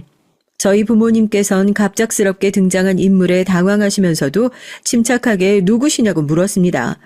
예비 시아버지께선 급하게 남자친구의 친어머니 팔을 잡고 나가서 얘기를 하자고 하셨지만 남자친구의 친어머니는 끄떡도 하지 않으셨어요. 제가 누구냐고요? 여기 이 훤칠한 남자의 친어머니 되는 사람이죠. 즉 제가 진짜 엄마라 이겁니다. 아니 상견례라고 하면서 진짜 어머니는 쏙 빼놓고 가짜랑 얘기를 하시면 안 되죠. 누가 내 어머니야? 당신이? 당신이 무슨 자격으로? 당장 나가. 아들, 내가 얼마나 고생하면서 널 낳았는데 그렇게 말을 하니? 왜 여기 이 아가씨가 너한테 뭐라고 하디? 내가 찾아갔다고? 너 내가 그 자리에서 무슨 꼴을 당했는지 알면 절대 가만히 있지 못할걸. 제가 왜 그 일을 이희한테 숨기겠어요? 여사님께서 제게 하셨던 말도 제가 여사님께 드렸던 말도 토시 하나 빼놓지 않고 다 얘기했는데요. 제 말에 남자친구의 친어머니께선 적잖게 당황하신 얼굴로 저를 바라보셨죠. 제가 얘기를 할 것이라고는 전혀 생각하지 못했다는 표정이더라고요. 예비 시아버지와 남자친구는 어떻게든 남자친구의 친어머니를 끌어내려고 하셨지만 상황은 점점 안 좋게 흘러갔습니다. 룸 안이 소란스러워지자 양씨 아저씨도 무슨 일인가 싶어서 들어오셨고요. 정말이지 개판도 이런 개판이 없었답니다. 이 소란을 정리한 것은 친정아버지셨어요. 친정아버지는 자리 하나 더 만들라고 하시더니 남자친구의 친어머니에게 자리를 권하셨고요. 전 그런 친정아버지께 그럴 필요 없다고 말씀드렸지만 친정아버지께서는 그래도 남자친구의 친어머니인데 문전박대를 하는 건 아닌 것 같다고 하시며 하실 말씀이 있으신 것 같은데 해보라고 하셨죠. 이 난리가 있는 동안 남자친구의 새어머니는 입술을 깨물곤 남자친구의 친어머니 쪽으로는 시선도 돌리지 않으려고 애쓰고 계셨고요. 남자친구는 그런 새어머니의 모습에 걱정스러운 얼굴로 손을 잡아 드리고 있었답니다. 하고 싶은 말이 있으시니 여기까지 오셨겠죠. 대충 흘러가는 얘기를 보니까 저희 딸아이도 찾아가신 모양인데 그저 상견례 자리에 참석하고 싶다는 이유만으로 오신 것은 아닌 것 같으니 하실 말씀이 있으시면 하시죠. 바깥 사돈이 참 성격이 시원시원하고 좋으시네요. 제가 고작 상견례 자리 차지하겠다고 여기까지 왔겠어요. 나름 알아보니까 너무 어처구니가 없는 얘기들이 오가는 것 같아서 저라도 나서서 제대로 바로 잡아야겠다 싶어서 왔죠. 저 가짜가 어떻게 후려쳐서 이 얘기를 했는지 모르겠지만 우리 아들이 건축 디자인 쪽에서는 이름이 좀 있거든요. 아시죠? 어디서 일하는지. 남자친구의 친어머니께선 남자친구가 얼마나 훌륭한 스승 아래서 일을 하고 있는지 그리고 그 덕분에 이름값이 얼마나 높은지에 대해서 온갖 미사여구를 동원해서 얘기를 하셨습니다. 듣고 있기 민망할 정도였죠. 어른에게 할 말은 아니지만 참 사람이 저렴해 보인다고 할까요? 있어 보이고 싶어 하는 것은 알겠는데 입을 열 때마다 점점 더 말이 이상해지더라고요. 친정아버지께선 여기 앉은 모든 사람들이 다 알고 있는 얘기라고 하시면서 정말 하고 싶은 말을 하라고 하셨죠. 전 태어나서 그런 친정아버지의 모습을 처음 봤는데요. 진짜 카리스마가 이런 것이구나 싶었답니다. 이런 기분은 저만 느끼는 것이 아닌 것 같았죠. 기세등등한 남자친구의 친어머니는 자세를 슬쩍 고치더니 그런 훌륭한 아들을 사위로 맞이하면서 행동으로 보여주는 게 너무 없는 것 아니냐고 말씀하셨어요. 남자친구의 친어머니의 말에 룸은 삽시간에 얼어붙었습니다.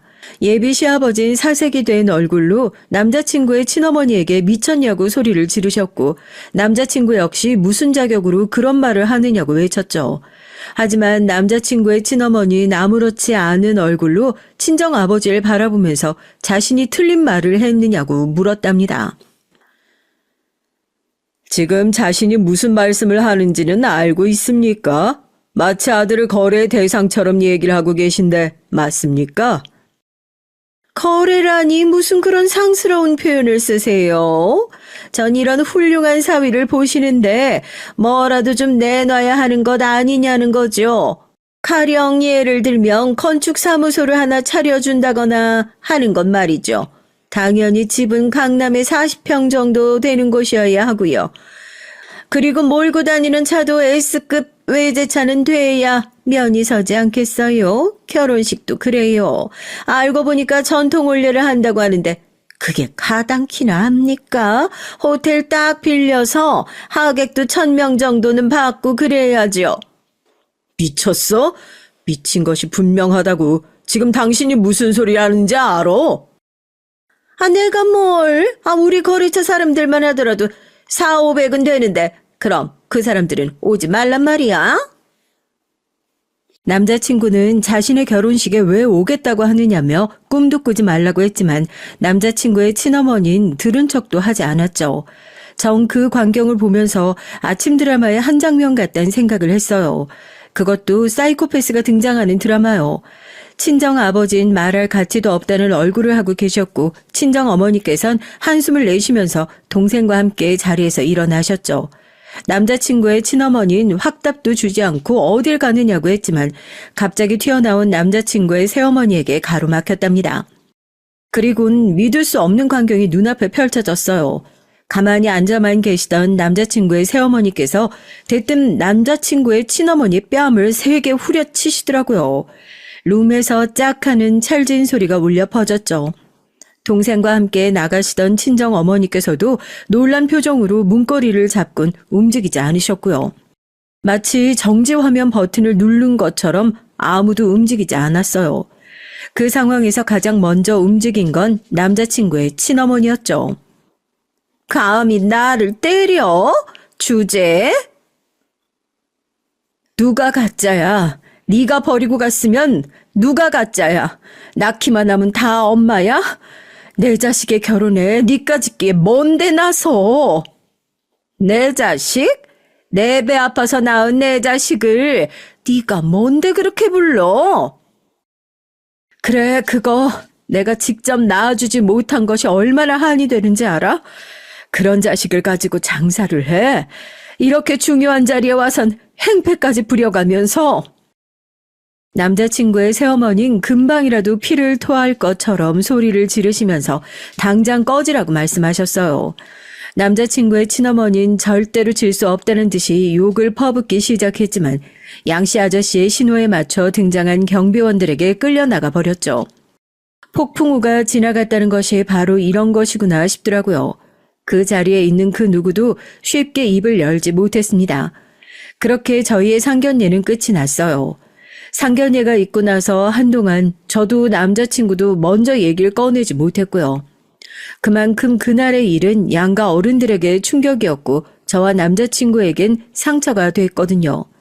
친정 어머니께서는 굳이 그런 상황을 알면서도 결혼을 해야겠냐고 물어보셨어요.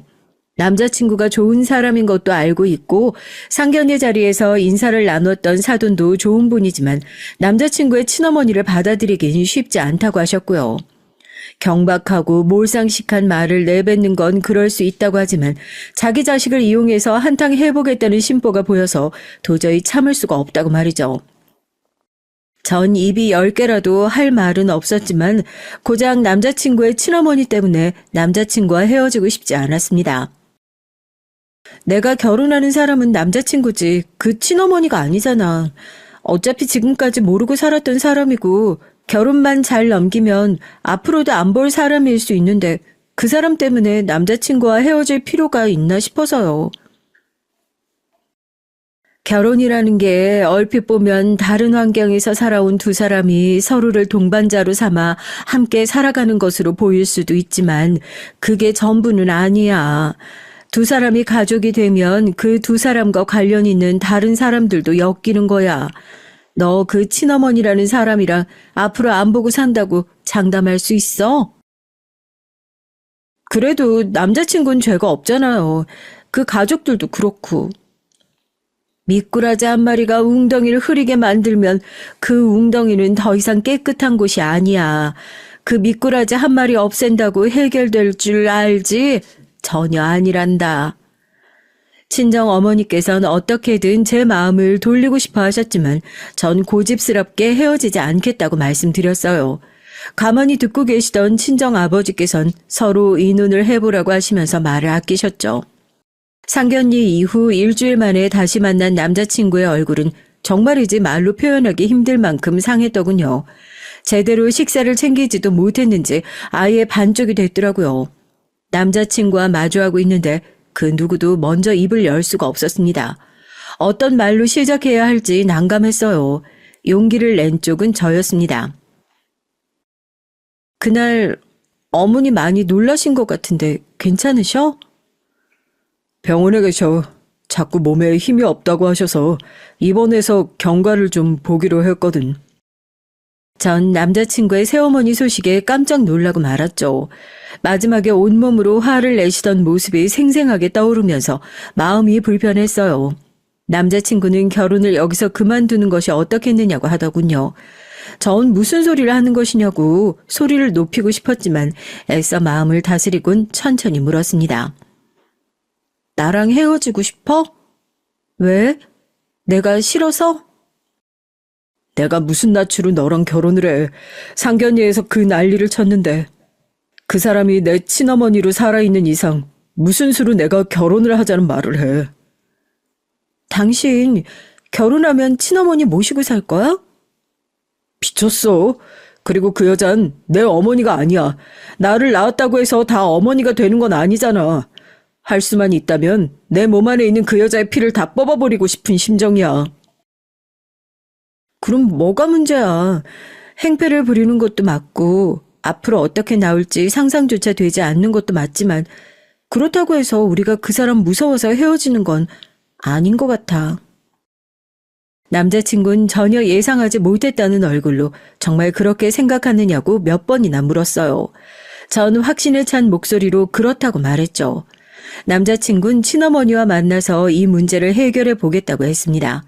전 괜한 스트레스 받지 말고 그냥 무시하자고 했지만 남자친구는 무슨 일이 있어도 이건 자신이 나서야 해결이 되는 것이라고 말하면서 자신을 믿고 기다려달라고 했어요. 그리고 어떤 일이 있었는진 모르지만 남자친구의 친어머니께선 상견례의 무례를 용서해달라고 하면서 먼저 사과를 했답니다. 전 남자친구에게 어떻게 했느냐고 물었지만 남자친구는 웃기만 할 뿐 대답을 주지 않았죠. 남자친구의 친어머니는 앞으로 저희 결혼에 그 어떤 첨언도 하지 않겠다고 약속하곤 처음 나타났을 때와 마찬가지로 소리소문 없이 사라졌죠. 저희는 결혼 전에 크게 액땜을 했다고 생각하며 잊고 있었어요. 하지만 남자친구의 친어머니는 평범한 사람과는 많이 다른 것이 분명했습니다. 너무나도 의외의 순간에 다시 돌아오셔선 끔찍한 일을 저지르고 가셨거든요. 저희는 전통혼례를 준비하고 있었어요. 그날은 옷도 사전에 입어보고 전통혼례를 치르는 과정을 미리 알아보기 위해 답사를 다녀왔거든요. 설레는 것도 잠시 생각보다 복잡한 의상과 과정에 저희는 오전 잠깐 움직였을 뿐인데 바로 지쳐버렸습니다. 둘이서 점심을 어떻게 할까 얘기를 하다가 남자친구가 친정아버지의 부동산이 근처에 있으니 함께 점심을 먹는 것을 권하더라고요. 저야 거절할 이유가 없었으니까 바로 친정아버지에게 전화를 넣었죠.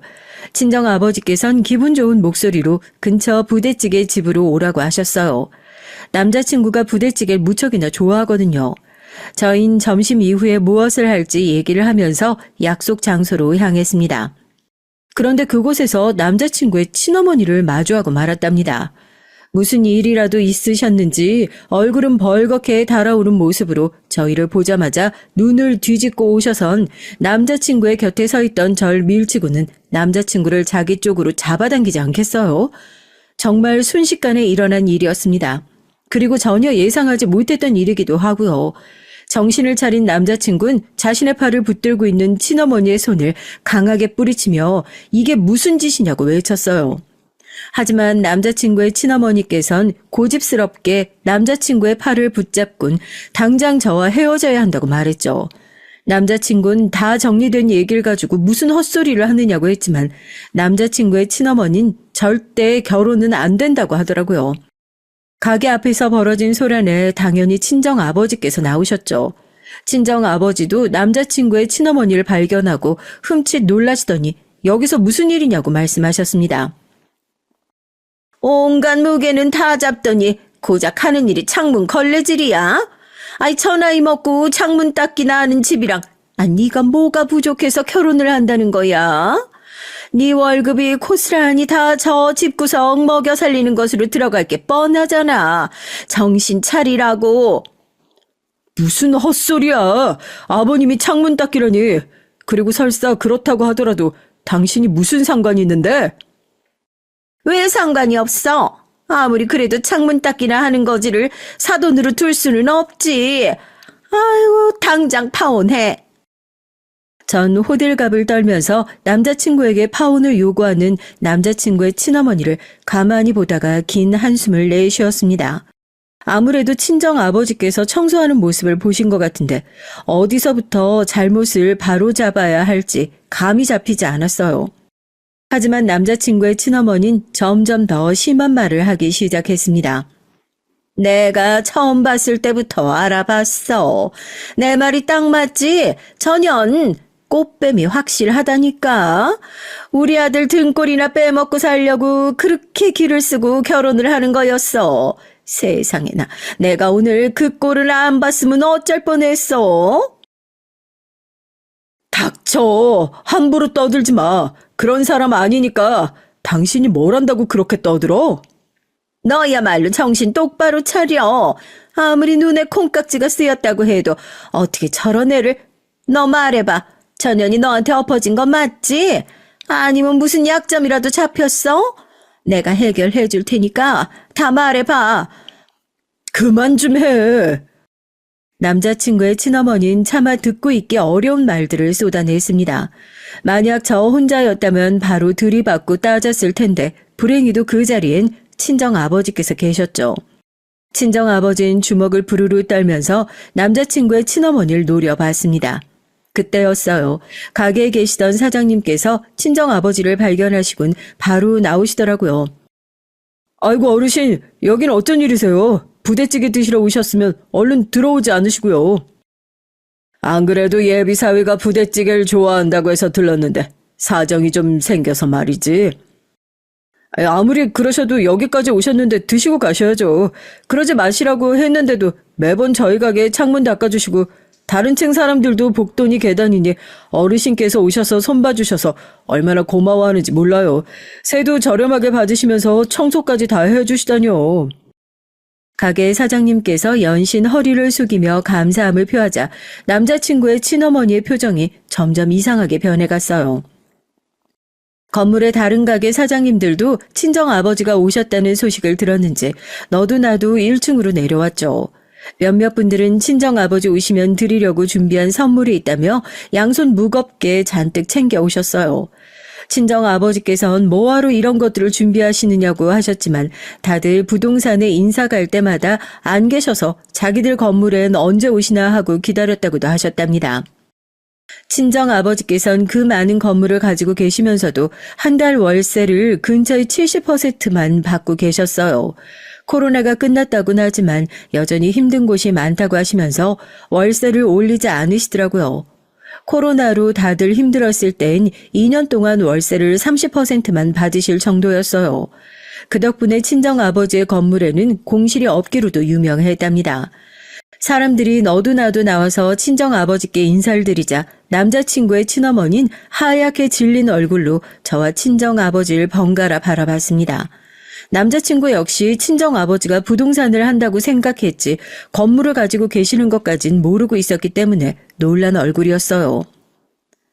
아니, 그러니까 사돈 어른이 창문 닦기가 아니라고? 창문이요? 아, 그거요? 우리 어르신이 한 달에 한 번씩 와서 어디 고장난 곳은 없나, 불편한 것은 없나 봐주시면서 꼭 유리창을 닦아주시거든요. 다른 층은 사람을 시켜서 해주시는데 꼭 1층은 직접 해주시죠. 내 건물인데 그럼 내가 청소해야지 누굴 시켜? 그리고 이렇게 관절에 기름칠 좀 해줘야 잘 움직이지. 가만히 있으면 몸이 굳어서 안 돼. 남자친구의 친어머니는 갑작스럽게 전개된 일들에 적응이 되지 않는 얼굴이었어요. 전 파혼이란 말을 어디서 하느냐고 했죠. 파혼이란 단어에 정신이 번쩍 든 남자친구의 친어머니는 제 손을 잡고는 자기가 실성을 한 것 같다고 하면서 방금 있었던 일은 잊어달라고 말했습니다. 하지만 친정아버지께선 이미 화가 머리끝까지 나신 상태였어요. 친정아버지께선 가게 사장님들께 양해를 구하곤 제가 있는 쪽으로 오셔서 제 손을 잡고 있는 남자친구의 친어머니 손을 쳐내셨습니다. 사돈, 제가 잠시 정신이 나갔었나 봐요. 제가 사람을 잘못 보고 해서는 안 될 말을 했네요. 우리 아들 얼굴을 봐서라도 한 번만 넘어가 주세요. 네?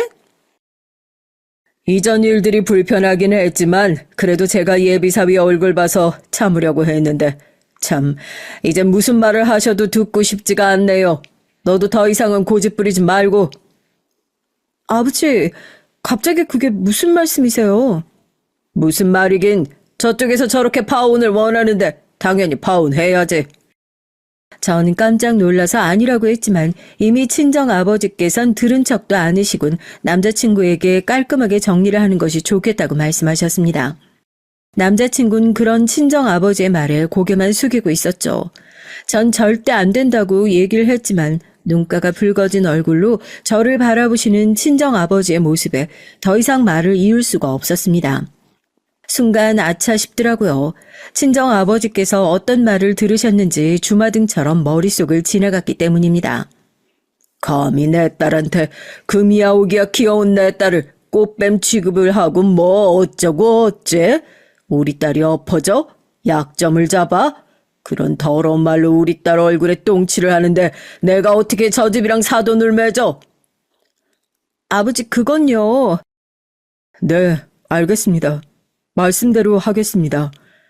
가만히 친정아버지의 말을 듣고 있던 남자친구는 고개를 끄덕였어요. 그러더니 길거리에서 친정아버지에게 큰절을 하고는 느릿한 걸음으로 돌아섰죠. 전 남자친구를 붙잡고 싶었지만 제 팔을 강하게 쥐고 있는 친정 아버지 때문에 아무것도 할 수 없었습니다.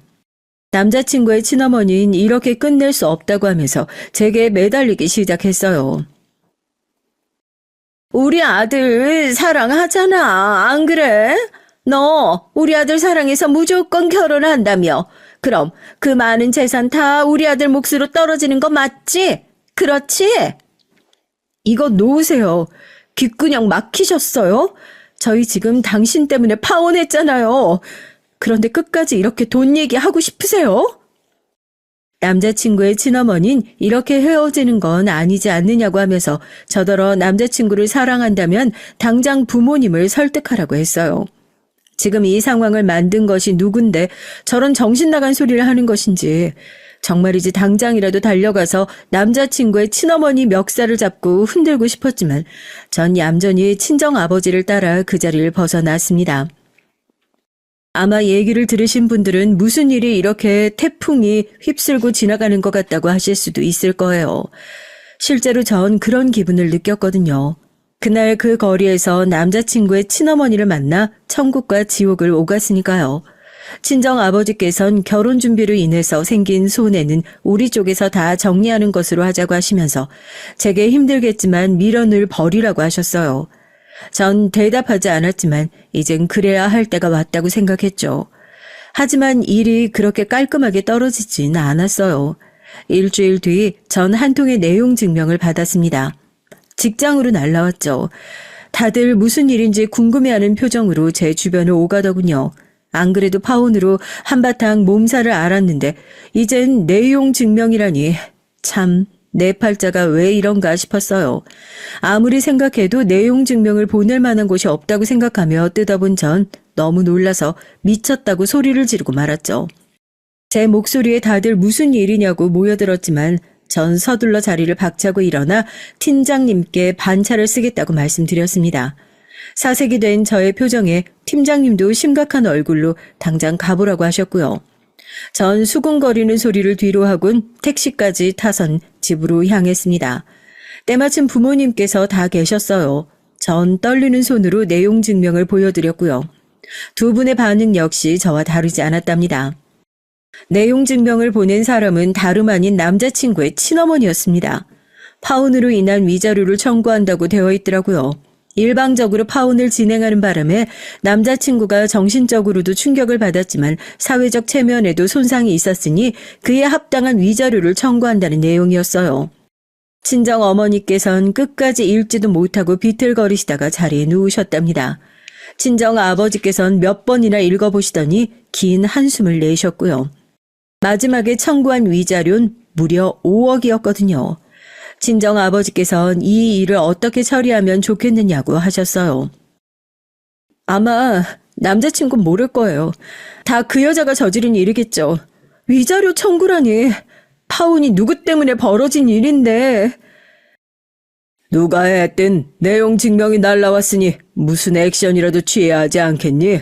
돈을 주고 떨어지라고 하는 것이 가장 쉬운 방법이겠지만 그 어떤 눈먼 돈이라도 그 여자 주머니로 들어가는 꼴은 못 보겠고 그렇다고 소송을 하자니 자꾸 엮이는 것 같아서 기분이 좋지 않구나. 친정 아버지께선 차분히 제가 선택할 수 있는 상황에 대해 말씀하시곤 어떤 방법이 가장 좋겠냐 하셨죠. 하지만 전 그 어떤 방법도 내키지 않았습니다. 그래서 전 친정 아버지에게 남자친구의 친어머니가 이렇게까지 하는 것엔 이유가 있는 것 같다고 솔직하게 말씀드렸습니다. 가만히 듣고 계시던 친정 아버지께선 어디론가 전화를 걸고는 나가서 만나보라고 하더군요. 도움이 될 것이라고 말이죠. 친정 아버지의 소개로 알게 된 사람은 건물의 세입자 중 하나인 탐정사무소에서 일을 하는 사람이라고 했어요. 말은 탐정이라고 하지만 여기저기 부탁받은 일을 해주기도 하는데 제 얘긴 대충 들어서 알고 있다고 하더군요. 그러고는 3일 안에 남자친구의 친어머니에 대해 알아봐주겠다고 하셨죠. 그로부터 3일 동안 전 2차례의 내용 증명을 더 받아야만 했어요. 제가 반응을 보이지 않자 초조해지신 것인지 아니면 간이 커진 것인지 위자료의 금액은 점점 더 커져서 마지막에 받은 내용 증명엔 무려 10억을 달라고 되어 있더라고요. 이건 뭐 너무 쉬운데요. 집 나갔다가 다시 돌아와선 가업을 물려받긴 했는데 머리가 없으면 노력이라도 하든가. 이도저도 아니다 보니 이젠 빚만 남아서 당장 해결해야 할 돈이 8억 정도 되더라고요. 친한 사람들 여러 등을 치고 다닌 모양인데, 그리고 그쪽에서도 아들의 존재를 알았는지 지난주부터는 아들 회사로 찾아가서 돈을 달라고 했었나 봐요. 전 충격적인 얘기에 입이 다물어지지 않았어요. 돈 문제가 있을 것이라고는 생각했지만 이 정도라고는 생각지도 못했거든요.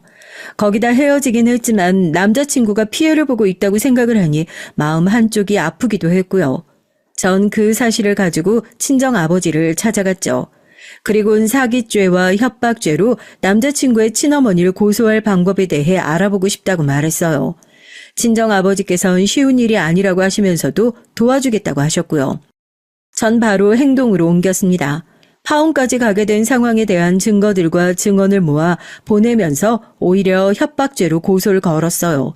그리고 남자친구의 친어머니에게 돈을 빌려준 사람들을 찾아가 법적인 도움을 줄 테니 남자친구의 친어머니를 사기죄로 고소를 해달라고 했고요.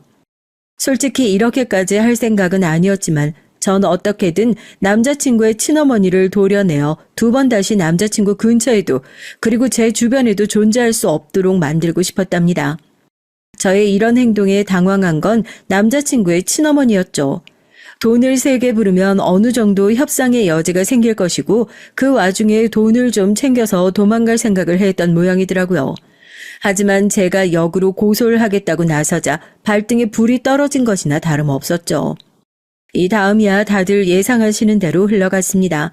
남자친구의 친어머니는 사기죄가 인정돼서 교도소로 들어간다고 하네요. 그리고 전 몰랐는데 친정 아버지께서 역으로 정신적 피해 보상금을 위자료로 청구해서 결국은 남자친구의 친어머니가 운영하는 회사가 도산됐다고 하더라고요. 쌤통이죠. 파혼이라는 폭풍우가 지나가고 조금은 안정을 되찾은 제가 이렇게 얘기를 꺼내게 된 건 사실 어제 남자친구의 소식을 들었기 때문입니다. 다니던 회사를 그만두고 산촌 벽지를 다니면서 형편이 어려운 사람들의 고장난 집을 수리해주고 있다고 하더라고요. 참 좋은 사람이었는데, 말 그대로 밝은 미래로 가득 찬 사람이었는데 많이 아쉽고 안타깝네요. 제 얘기 들어주셔서 감사합니다.